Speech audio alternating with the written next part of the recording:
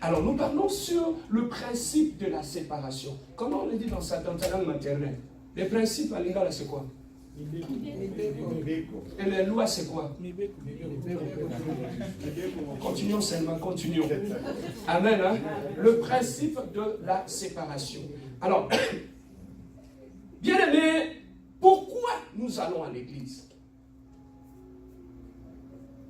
Tout dépend, bien aimé, pour recevoir quelque chose lorsqu'on va dans l'église. La première des questions que nous devons nous poser, pourquoi je prends ma Bible chaque dimanche, je pars à l'église? Lorsque tu ne connais pas le but pour lequel tu viens à l'église, tout ce que tu feras à l'église, bien aimé, ne sera que dérisoire. Voilà pourquoi, bien aimé, avant de prendre ta Bible, ton bloc-notes, quitter ta maison pour aller à l'église, tu dois d'abord savoir pourquoi je pars à l'église. Pourquoi je dois aller m'asseoir à l'église.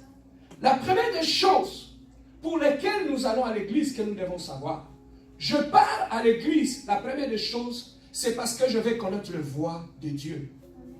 Je vais connaître le voix de Dieu. Pourquoi connaître le voix de Dieu? Connaître la volonté de Dieu par rapport à ma vie. Qu'est-ce que Dieu veut de moi? Qu'est-ce que Dieu veut que moi je puisse le faire? Voilà le premier but pour lequel nous allons à l'église. Donc tout celui qui part à l'église, c'est une personne qui doit connaître le voix de Dieu par rapport à sa vie. Ça c'est la première des choses. Connaître la volonté de Dieu sur sa vie. La deuxième des choses, lorsque nous allons à l'église pour qu'on puisse nous préparer par rapport à l'enlèvement. Parce que Jésus-Christ reviendra un jour nous chercher. L'église sera enlevée. Mais pour que l'église soit enlevée, aller à la rencontre de l'époux, la femme doit être préparée. L'église est l'épouse du Christ. L'église est l'épouse du Christ. Comme nous voyons dans le mariage, avant qu'une femme puisse aller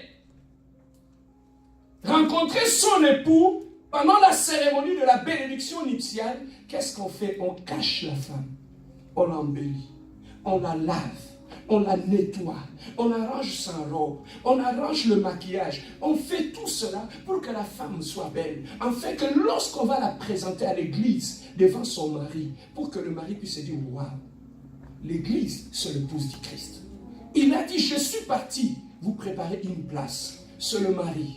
Il reviendra chercher sa femme. Sa femme, c'est l'église. L'église, ce n'est pas les bâtiments. L'église, c'est toi et moi. Tu es l'épouse du Christ. Donc, celui qui est parti te préparer une place au ciel, il reviendra te chercher. Mais avant qu'il puisse venir te chercher, il a donné 5 ministères à l'église pour préparer l'épouse. Voilà pourquoi quand je prêche ici, tout ce que je fais, je suis en train d'embellir l'épouse. Donc tu vois tout ce qu'on fait avant qu'une femme aille dans le mariage. On la nettoie avec de l'eau, on l'embellit, on la maquille. C'est ça ce que moi je suis en train de faire. Je suis en train de t'embellir au travers de la parole. Je suis en train de te laver au travers de la parole. Je suis en train de te maquiller. Et c'est ça qui fait que lorsque tu restes à l'église de la compassion, plus tu écoutes la parole, plus tu commences à devenir belle.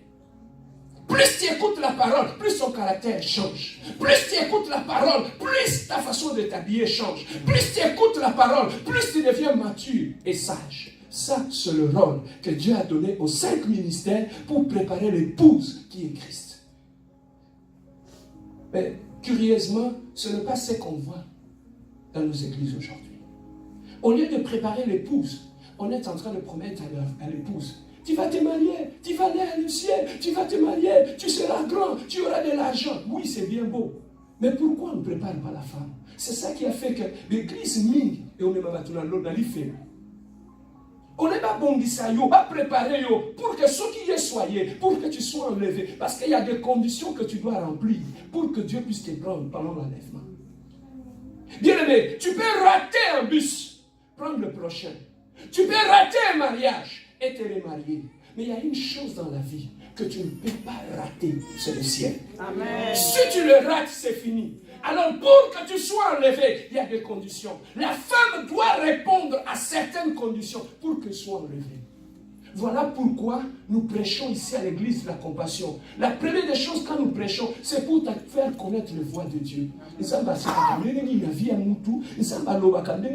Comment Dieu agit, comment Dieu marche avec une personne. C'est ça qu'on appelle de connaître les voies de Dieu. Comment il agit. La deuxième des choses, on te prépare en fait que lorsque Jésus-Christ reviendra, que tu sois enlevé. Amen. Hein? Amen. Voilà ce que nous faisons ici au ciel. Tu ne me verras jamais te dire que tu seras élevé, tu seras grand, tu seras ceci. Ça, je n'en ai pas besoin de te dire ça. Lorsque tu deviens directement un enfant de Dieu. Papa, alléluia. Lorsque tu deviens un ministre, tu ne vas pas te demander qu'on te donne une voiture de service. Tu ne vas pas qu'on te demander qu'on te donne une maison de service. Tu ne vas pas demander qu'on te donne un bureau. Tout est lié dans ce titre-là. Quand tu deviens ministre, tu vas bénéficier de tout ce qu'il y a dans ce titre-là de ministre. C'est ça lorsque tu deviens un enfant de Dieu. Que je te bénisse ou que je ne te bénisse pas, c'est I don't care. Le problème est que tu es un enfant de Dieu. Un enfant de Dieu est appelé à être béni. Un enfant de Dieu est appelé à se marier. Un enfant de Dieu est appelé à devenir grand. Un enfant de Dieu est appelé à aller à de l'avant. Je te bénisse ou pas, la Bible dit, là où deux ou trois qui sont assemblés, il est présent. Amen. Ça c'est Dieu lui-même qui dit. Il a dit aussi, il est bon et agréable pour des frères et des sœurs de demeurer ensemble. Parce que c'est là que Dieu déverse sa bénédiction. Donc lorsque tu entres ici, le seul fait que nous sommes ensemble, la bénédiction de Dieu est là dans ta vie. Mais l'ignorance fera en sorte que tu puisses courir derrière les gens. Papa, tu en as dit beaucoup. Papa, tu ne sais pas que tu es béni. Hein? Tu ne sais pas que tu es béni. Papa, ne fût-ce que quand tu deviens le fils d'un ministre. Hein, Yaya? Tu ne vas pas demander qu'on te donne des gardes-corps. Les seuls fait seulement de devenir le fils d'un ministre. Tu vas jouir de toutes les qualités qui sont liées à ces choses-là. Amen. Hein? Amen. C'est comme ça aussi quand on devient un enfant de Dieu. Papa, l'homme se dans la prière. Et ça déjà est ce qui appartient. Pourquoi? Parce que tu es fils.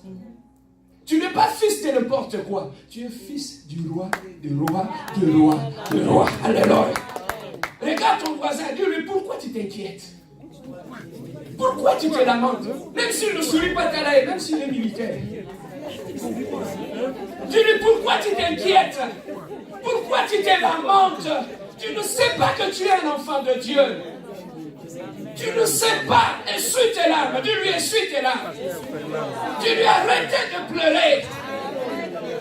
Parce que tu es une fille de Dieu. Fils.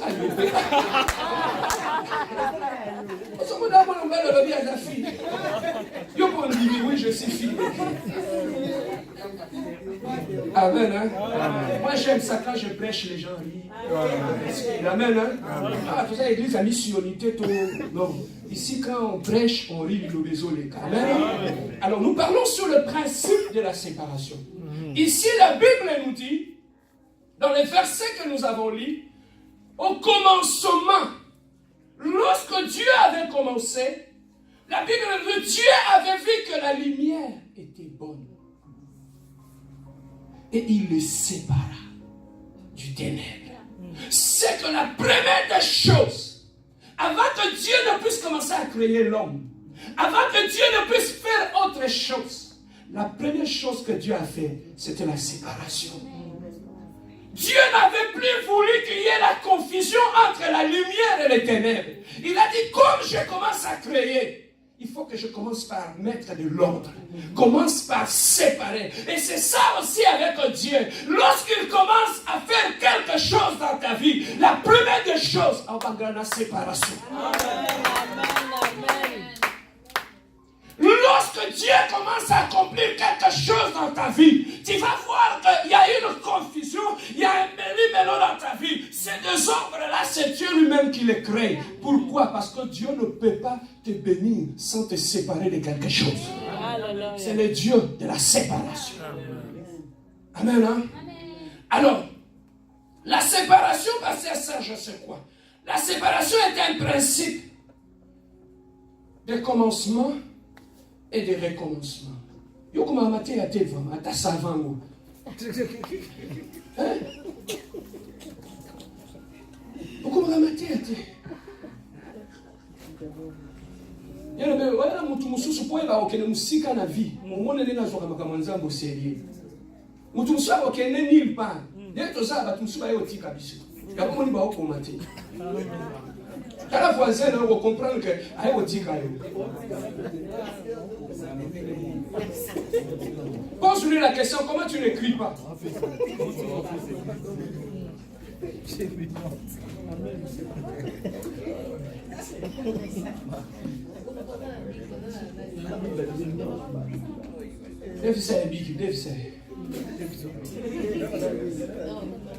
La séparation est un principe de commencement et de recommencement. Ce n'est pas qu'un moment de douleur. Je reprends. La séparation est un principe de commencement et de recommencement. La séparation est un principe de commencement et de recommencement. Ce n'est pas qu'un moment de douleur, mais c'est aussi un moment de renouveau. Ce n'est pas qu'un moment de douleur, mais c'est aussi un moment de renouveau.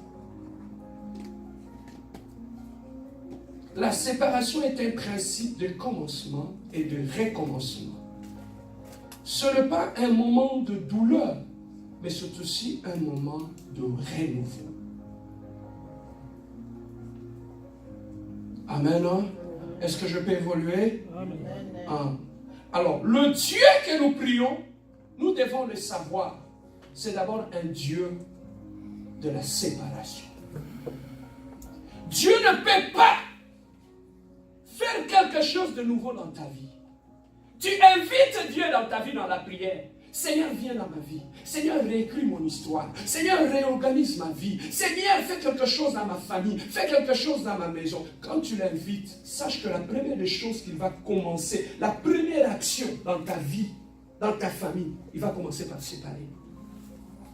Il va commencer par séparer. C'est ça qui fait que lorsque les gens ignorent ces principes, lorsque tu commences à prier, tu vas croire que c'est le diable qui te combat. Tu vas croire que c'est la malédiction qui te poursuit. Tu vas croire que c'est les démons qui te poursuivent. Ce ne sont ni les démons, ce ne sont ni l'envoûtement, ni la sorcellerie. Quand tu pries, lorsque Dieu descend, la première des choses, il doit séparer la lumière du ténèbre dans ta vie. Amen. Dieu n'agit pas là où il y a la confusion. Amen. Dieu n'agit pas là où il y a la confusion. Lorsque bien-aimé, Dieu vient dans la vie, avant de commencer à agir, il va commencer d'abord à séparer. Lorsqu'il y a la confusion, là où il y a la lumière se mélange avec les ténèbres, Dieu va commencer à séparer la lumière du ténèbre. Amen, non? Alors, Dieu avait d'abord commencé à séparer. Nous allons voir dans la vie de tous ces gens que Dieu a utilisés. Dieu a utilisé le même principe de la séparation.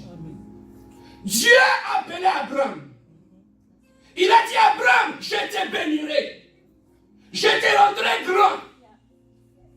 Mais avant que je puisse te bénir, avant que je puisse te rendre grand, la première des choses, sépare-toi de ta maison de ton père. Mon sépare-toi de ta famille. Sépare-toi de ta nation, de ta patrie. Parce que moi, je vais t'amener quelque part pour aller te bénir. Dieu voulait amener Abraham quelque part. Mais pour l'amener quelque part, il devait d'abord utiliser le principe de la séparation. Séparer Abraham de quelque chose. Séparer Abraham de sa famille. Séparer Abraham de ses anciens amis. Séparer Abraham de son entourage. Séparer Abraham de sa copine. Séparer Abraham de tout ce péché chéri qu'il aimait. Aussi longtemps, bien-aimé, tu refuses de te séparer de quelque chose, tu vas bloquer l'action de Dieu dans ta vie.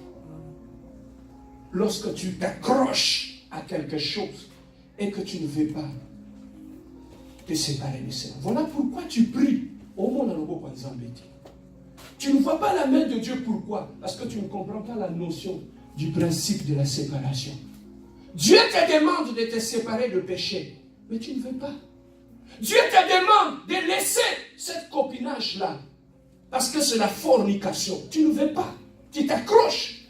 Dieu te demande de te séparer de péché sexuel. Tu ne veux pas. Tu continues à forniquer. Dieu te demande de te séparer de la pornographie. Tu continues. Dieu te demande de te séparer de la boisson, de l'alcool, de la drogue. Mais tu continues. Comment tu veux voir la main de Dieu? Le premier principe, c'est cela, le principe de la séparation. Tu dois te séparer. Si tu veux voir Dieu agir, je vais t'expliquer cela. Même dans la vie de l'être humain, le même principe de la séparation, ça se crée, ça se commence. Lorsque un enfant, deux hommes et une femme se sont mariés, ils veulent bâtir une famille. Et Dieu bénit ces couples, il leur donne un enfant. Pour qu'un enfant puisse exister dans le ventre de la maman, il doit se séparer de son père.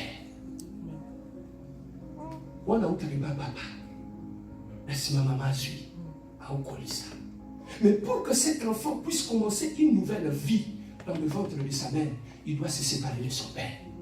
Le principe de la séparation. Aussi longtemps un enfant ne s'est pas séparé de son père, il n'existera jamais dans le ventre de sa mère. Donc avant de commencer une nouvelle vie dans le ventre de sa mère, on se sépare de son père. Et lorsqu'on vit dans le ventre de son père, dans le ventre de sa mère, avant que cet enfant puisse exister sur cette terre de zone, il doit se séparer de sa mère. Tu ne peux pas exister sur cette terre des hommes si tu ne t'es pas encore séparé de ta mère. Principe de la séparation. On église à Maïel. La terre à Maïel. Ah mais ça te y a quand même ça la terre. Nous habitons au Kouma. Nous tu es fou, maman. Amen. Amen. Amen. Donc qui m'a l'église on a pour Maïel les oyati. Prédication il fait courir ça. La séparation. Lorsque tu te sépares de ta mère, c'est alors que tu vas commencer à exister sur cette terre des hommes. Et l'enfant qui est né commence à grandir. Il va commencer à aller à l'école. Il va commencer à chercher du travail. Et un jour, il va se marier. Et commencer une nouvelle vie. Pour commencer une nouvelle vie, la Bible revient encore au principe de la séparation. L'homme quittera. Et s'attachera à sa femme. Si tu ne t'es pas séparé de ta famille, tu ne peux pas commencer une nouvelle. Yes, tu ne peux pas commencer une nouvelle vie en toi. La séparation. Tu dois te séparer de ta famille pour bâtir une nouvelle famille. Voilà pourquoi les gens qui ne respectent pas le principe de la séparation, même quand ils se marient, ils ne peuvent pas bâtir un couple erré et stable. Le secret pour commencer et bâtir un couple erré et stable, il faut d'abord te séparer. Te séparer de ta mère, te séparer de ton père. Sinon, dans ton mariage, ça sera aujourd'hui on va na yo na maman na yo. Kindoki. Et ça ni bali mususu azotonga mwasi na maman na ye, lokazotonga mutu mususu. Et la nuit, tu viens dormir à côté d'elle. C'est la sorcellerie. Tu dois te séparer pour t'attacher à ta femme. Si tu veux bâtir un couple erré, tu dois te séparer. Si tu ne t'es pas séparé, il te sera difficile de voir la main de Dieu dans ta famille. Celui là, la maison qui est de gauche-droite, c'est parce que tu ne t'es pas encore séparé. Maman, atindeli mbongo wana ayeba te. Oyo wana ayeba te nani. On a vu même des couples, ils veulent aller au guichet. Ils demandent à sa femme, attends là, je vais aller au guichet. Et quand il est au guichet, là, il se gonfle comme un grenouille. Et là, il commence à faire le numéro. Celui-là, tu appelles ta femme, tu ne t'es pas encore séparé. Comment ta mère peut connaître beaucoup de choses sur toi, alors que c'est ta femme qui devait les connaître? Voilà le plus grand. Papa, Dieu c'est un Dieu de principes. Lorsque tu respectes les principes de Dieu, Dieu va commencer à bénir. Nalibala dans le mariage, papa la mingi eza bénité, tout simplement parce que les gens sont hypocrites. Ils n'ont pas quitté et ils sont hypocrites. Et comment Dieu doit te bénir? Le Dieu de la séparation. Et pour que cette personne-là puisse grandir, les gens, bâtir un couple, ils doivent se séparer. Et pour que cet enfant qui a grandi, qui a fini ses études, puisse commencer une nouvelle vie, il doit se séparer de ses parents pour aller bâtir sa nouvelle vie. Donc nous comprenons que toute la vie de l'homme, depuis la naissance jusqu'à la mort, même pour aller au ciel, hein, tu dois te séparer pour aller te retrouver au ciel. Donc de la naissance jusqu'à la mort de l'être humain, le même principe s'applique. Amen. Le même principe à chaque étape doit s'appliquer. Tu vas commencer une nouvelle vie aujourd'hui. Commencez d'abord par appliquer ces principes, les principes de la séparation. Ainsi, nous voyons dans la Bible que Dieu, c'est un Dieu qui sépare. C'est un Dieu, bien aimé, qui amène les gens dans la nouvelle vie. Nous avons vu Noé. Le monde était dans les péchés. Ça, tu vas le lire. Genèse chapitre 6, verset 59. Tu vas lire ça à la maison. Nous voyons même Noé. Le monde était mort, condamné par le péché. Dieu avait condamné le monde. Mais pour que Noé soit sauvé, Noé devait se séparer des gens de sa génération. Pour aller entrer dans l'arche et se cacher, Noé devait abandonner ses amis. Noé devait abandonner ce qui était tout autour de lui. Il y avait des choses que Noé devait abandonner s'il voulait que Dieu ne puisse les sauver. Si Noé était attaché aux gens avec qui il était, avec les gens que Dieu avait rejetés, Noé n'allait pas être sauvé, ni sa famille, ni ses enfants. Mais pour que Noé soit sauvé, Noé devait se séparer. Le même Noé, quand il est allé, nous voyons aussi ce même Noé être séparé de tout pour vivre la bénédiction de Dieu. La séparation d'Abraham, tu vas lire ça dans Genèse chapitre 13, verset 12 à 18. Genèse 13, 12 à 18. Ainsi le peuple d'Israël, il a fait 400 ans en Égypte comme esclave. Mais ce peuple, Yaya, pour qu'il puisse entrer dans la ville de Canaan que Dieu lui avait proposée, il devait se séparer de l'Égypte. Sortir de l'Égypte pour aller entrer dans Canaan. Si tu n'es pas sorti de ton Égypte, il te sera difficile pour que tu entres dans Canaan. Le Dieu qui t'appelle, c'est un Dieu de séparation. Lorsque tu ne te sépares pas du monde, il te sera très difficile d'entrer dans tes bénédictions. Il y a un moment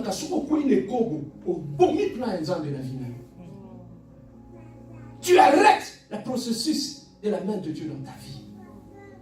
Le Dieu que nous avons, c'est un Dieu de séparation. Il a dit aux Israélites, je vous donnerai le Canaan, une terre où coule le lait et le miel. C'est là qu'il y aura votre avenir. C'est là que vous aurez des enfants. Mais la première des choses, même ici en Égypte, vous mangez des concombres, vous mangez bien, mais vous êtes esclaves. Mais pour que vous soyez bien, vous devez sortir de ces lieux, traverser la mer Rouge pour aller entrer dans votre lieu de bénédiction. Je ne sais pas où tu es. Tu dois te séparer de quelque chose. Tu dois te séparer d'un péché si tu veux voir réellement la gloire de Dieu dans ta vie. Aujourd'hui, bien-aimés, les gens vont dans des églises, les gens gênent, les gens prient, les gens font tout, mais sauf, ils ne se séparent jamais du monde. Voilà pourquoi Dieu, au commencement, avant de commencer à créer, il a vu qu'il y avait une confusion entre la nuit et le jour. Il a dit non, non, moi je ne peux pas commencer à bâtir là où il y a la confusion. Il faut que les choses soient claires, que la nuit soit nuit, que le jour soit jour. Lorsque Dieu regarde ta vie, il faut que les choses soient claires avant que Dieu ne puisse commencer à te bénir. Lorsque dans ta vie, le matin tu es dans le péché, le jour tu es dans l'autre péché, le lendemain tu es dans l'autre péché, bien aimé, lorsque Dieu il regardera ta vie, il verra que la nuit est mélangée avec le jour. Moyen ça là, Isaac. Voilà comment tu es arrivé à bloquer la main de Dieu dans ta vie. Est-ce que je peux avancer? Amen. Est-ce que je peux avancer? Amen. Jean 17. Verset 10, tu vas lire ça à la maison, écris ça. Ainsi, bien-aimé, pour les chrétiens, si nous voulons voir la gloire de Dieu dans notre vie, si nous voulons entrer dans les promesses de Dieu dans notre vie, en tant que chrétiens, nous devons sortir du monde pour aller posséder notre héritage que Dieu a réservé pour nous. Tu as du mal à quitter le monde. Le monde, ce n'est pas ce que tu vois là. Le monde, c'est une mentalité. Le monde, c'est une façon de faire les choses. Le monde, c'est l'hypocrisie. Le monde, c'est le mensonge. Lorsque tu ne quittes pas ces choses, Yaya, on s'en a 100 ans l'église, on s'en a qu'à bénir. C'est ça, c'est que beaucoup ne disent pas aux fidèles. Il y a qu'à tchaba aux flammes, il y a qu'à tchadim, c'est bien beau. Mais est-ce qu'on est ici qui doit se séparer des choses pour être béni? Pourquoi vous t'en maman? Pourquoi vous me regardez comme ça? Parce que quelqu'un est en train d'être béni. Amen. Alors, il y a des choses pour lesquelles tu dois te séparer. Tu ne te sépares pas seulement du péché, mais tu te sépares par rapport aux choses qui se sont passées dans ta vie. On t'avait déçu, on t'avait blessé. Ton cœur a été blessé, ton cœur a été détruit. Tu pleures, quand tu penses à ça, ça te fait très mal. Tu as du mal à pardonner. Tu te bats contre ça. Ça monte, quand ça monte dans ton cœur, ça t'enlève la paix. Quand on cite juste son nom, ta paix est partie. Tu sens la haine monter en toi à cause de cette personne-là. Laissez-moi te dire une chose. Joseph, il a été vendu par ses propres frères. On n'est pas dans maman naïe. Ils l'ont pris. Ils sont allés le vendre chez les Madianites comme esclaves. Combien ça peut faire mal? Ce ne sont pas les amis, ce sont tes grands frères. Des gens qui étaient supposés te protéger. Mais ce sont les mêmes gens qui t'ont pris, qui t'ont déshabillé, qui t'ont envoyé chez les Madianites. C'était des acheteurs, des esclaves. Et ils l'ont pris, ils l'ont amené chez Potiphar. Joseph s'est retrouvé en prison, dans la souffrance. Combien ça blesse? Combien, lorsqu'il était en prison, il pensait que si je suis ici, c'est le fils de ma mère qui a fait ça. Combien c'est blessant.